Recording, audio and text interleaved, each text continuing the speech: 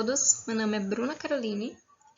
Eu vou apresentar para vocês o trabalho intitulado Obtenção de bioóleo a partir da casca de coco verde para uso potencial como biocombustível, utilizando a ferramenta de simulação através do software Aspen Plus. O trabalho é de minha autoria, do Jair Figueroa e do Rubens Maciel.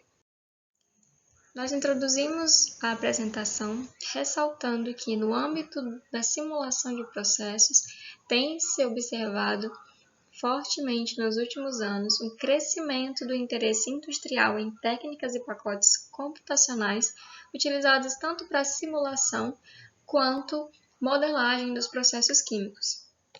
Esse fato é influenciado por diversos fatores. Entre eles, nós temos os fatores econômicos e também a forte necessidade de melhora na eficiência dos processos químicos.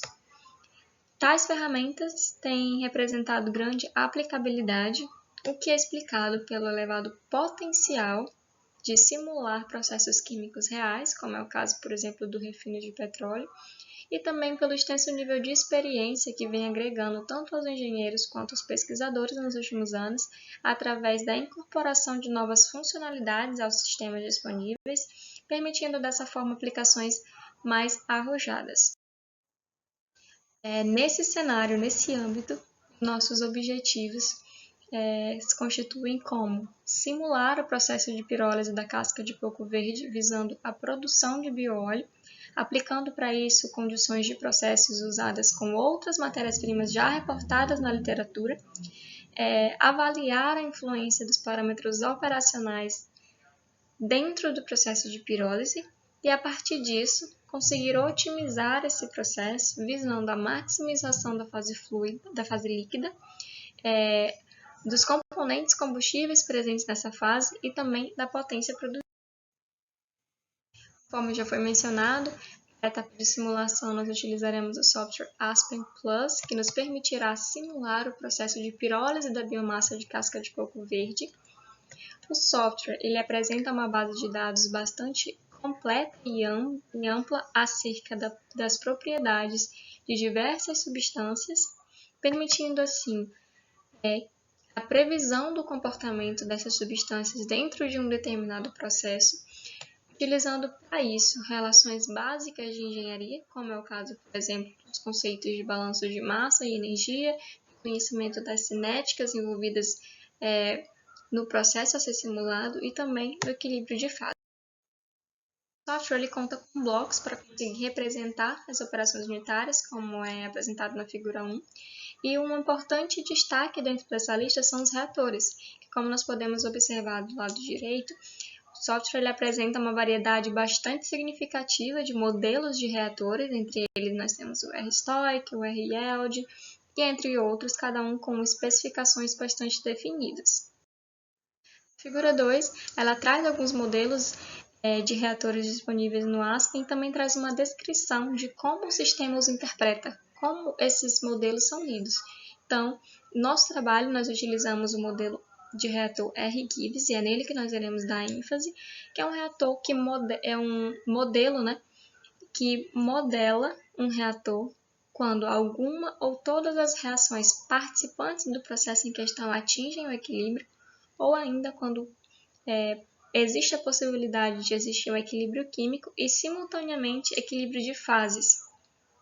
Então, a principal característica desse modelo é a minimização da energia livre de Gibbs e a não necessidade do conhecimento da estequiometria da reação. Contamos ainda com um bloco de operações de mistura e separação, como vocês podem observar na figura 3.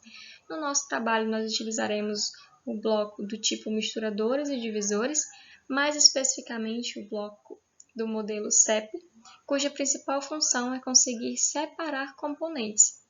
Nesse caso, nosso objetivo é conseguir separar os componentes da fase líquida, que é o nosso bioóleo, e os componentes da fase gasosa.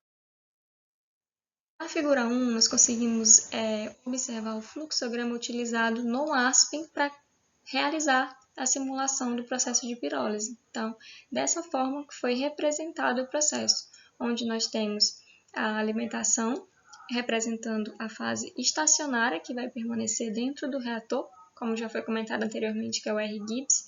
Nós temos também a alimentação de um gás inerte de forma contínua dentro do reator para conseguir manter uma atmosfera anaeróbica. Na saída desse reator, nós temos os produtos da decomposição da biomassa, que é posteriormente separado no nosso separador, conseguindo dessa forma distinguir as correntes líquidas e gasosas. Na tabela 1, nós temos as condições de processo desse fluxograma, onde a vazão de alimentação é de 1000 kg por hora, a temperatura do processo varia entre 500 e 650 graus, o tempo de residência de 1,5 segundos, a pressão de 1 bar, e as vazões de nitrogênio variam de 31,2 a 38 litros por minuto. Para conseguir realizar a simulação, considerou-se o álcool uma mistura de água e fenol, seguindo a especificação do trabalho de Figueroa et al. 2003. Nossa alimentação ela é composta pela biomassa de coco verde coletada in natura e submetida posteriormente a processo de secagem e moagem, respectivamente, a fim de conseguir caracterizá-la no que diz respeito à granulometria e análise elementar. Na figura 5, nós conseguimos observar o resultado da análise granulométrica, mais especificamente a distribuição das massas retidas nas peneiras em relação aos meshes.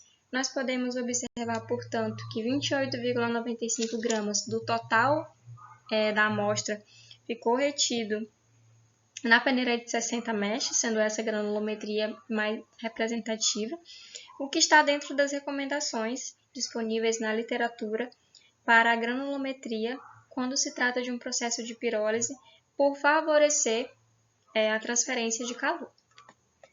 Já na figura 6, nós temos a distribuição granulométrica das cascas de coco, onde o ponto máximo presente na figura indica a predominância de um determinado tamanho de partícula. No nosso caso, o tamanho predominante foi 0,38 milímetros. Na tabela 2, nós conseguimos encontrar os resultados experimentais obtidos para análise elementar das cascas de coco verde. Então, nós conseguimos identificar os percentuais de nitrogênio, carbono, hidrogênio, enxofre e oxigênio que compõem a nossa biomassa. A figura 7 vai ilustrar o mesmo resultado, agora de forma gráfica.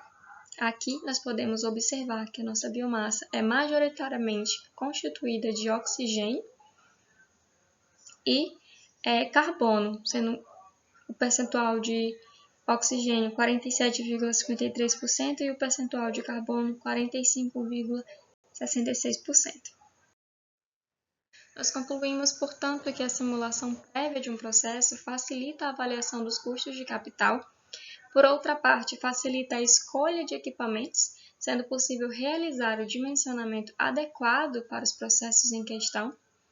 E também concluímos que a avaliação dos riscos do processo, sem que haja a necessidade da presença no espaço físico, e também a possível realização de testes preliminares de um processo que nos permitem adicionar novas ideias ou modificar componentes das plantas industriais, são algumas outras características essenciais e muitíssimo importantes e interessantes no que diz respeito ao desenvolvimento de rotas estratégicas de produção de biocombustíveis dos programas de simulação.